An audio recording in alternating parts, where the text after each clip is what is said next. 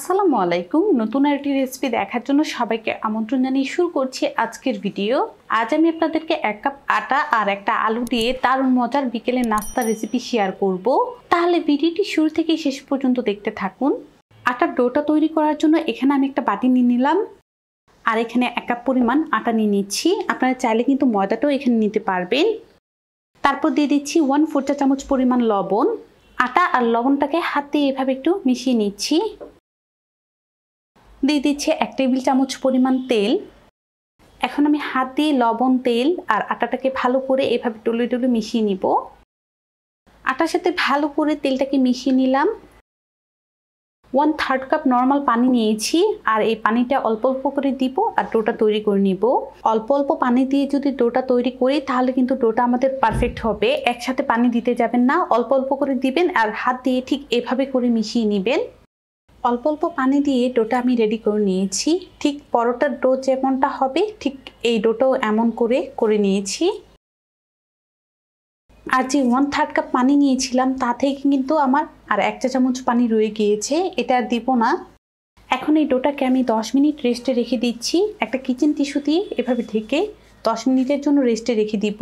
এই ফাঁকে আমরা পুরটা রেডি করে নিচ্ছি। আলুর পুরটা রেডি করার জন্য চুলার মধ্যে আমি একটা ফ্রাই প্যান বসিয়ে দিলাম আর দিয়ে দিচ্ছি 2 টেবিল চামচ পরিমাণ রান্নার রেগুলার তেল। তেলটা কিছুক্ষণ গরম করে নিব। তেলটা আমাদের গরম হয়ে গিয়েছে। তারপর দিয়ে দিচ্ছি 1/2 চা চামচ পরিমাণ আস্ত জিরা। জিরাটাকে তেলের সাথে কিছুক্ষণ ভেজে নিব। দিয়ে দিচ্ছি 1.5 টেবিল চামচ পরিমাণ রসুন কুচি আর একটা বড় সাইজের পেঁয়াজ কুচি। পেঁয়াজ, রসুন আর যে জিরাটা দিয়েছি এটা কিছুক্ষণ এভাবে ভেজে নিচ্ছি।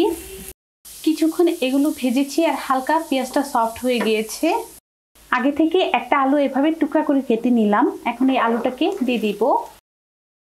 সাথে দিয়ে দিব 1 চা চামচ পরিমাণ লবণ।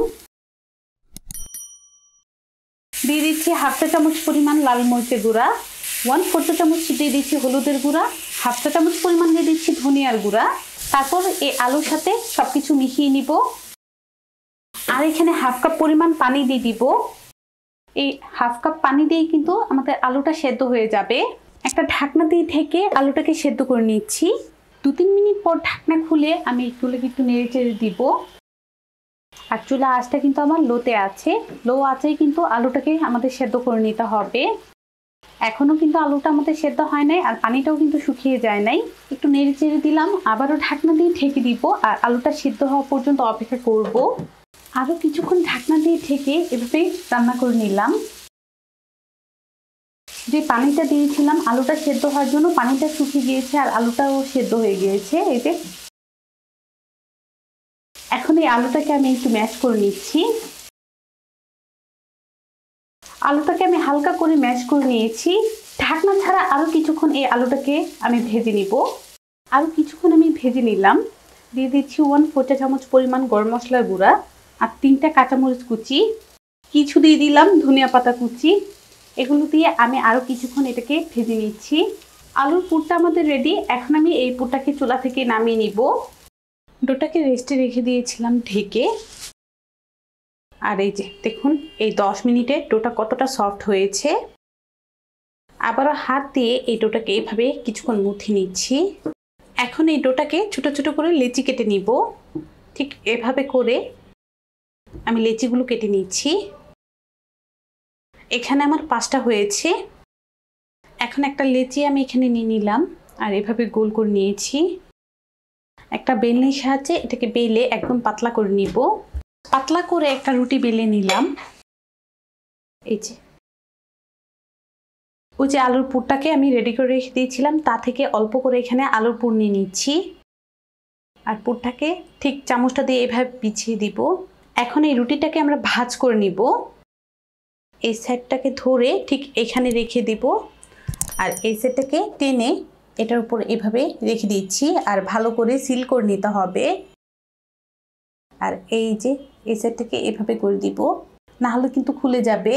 ভালো করে কিন্তু সিলটা করতে হবে। এই যে একটা আমি রেডি করে নিলাম। এভাবে আমি সবগুলো রেডি করে তারপর দেখাই। চুলার মধ্যে আমি একটা ফ্রাই প্যান বসিয়ে দিলাম আর অল্প করে তেল দিয়ে দিচ্ছি। এই নাস্তাটা আমাদের অল্প তেলের মধ্যেই ভাজাটা হয়ে যাবে। তেলটাকে কিছুক্ষণ গরম করে নিব। তেলটা আমাদের গরম হয়ে গিয়েছে, এখন একে একে করে দিয়ে দিব। 3টা দিয়ে দিলাম, চুলা আঁচটা লোতে রেখে দিয়েছি। কিছুক্ষণ পর এটাকে উল্টিয়ে দিব। সবগুলো আমি একে একে করে উল্টিয়ে দিচ্ছি, আর স্প্যাচুলাটা দিয়ে ঠিক এভাবে চেপে চেপে ভেজে নিতে হবে। উল্টিয়ে পাল্টিয়ে 4-5 মিনিট আমি ভেজেছি, আর এগুলো দেখুন সুন্দর কালার চলে এসেছে। চুলা আঁচটা একদম লোতে রেখে তারপর কিন্তু এভাবে চেপে চেপে ভেজে নিতে হবে, না হলে কিন্তু সব দিকে ভাজাটা একরকম হবে না। দেখুন মাশাআল্লাহ এটা কত সুন্দরভাবে ভাজাটা হয়েছে।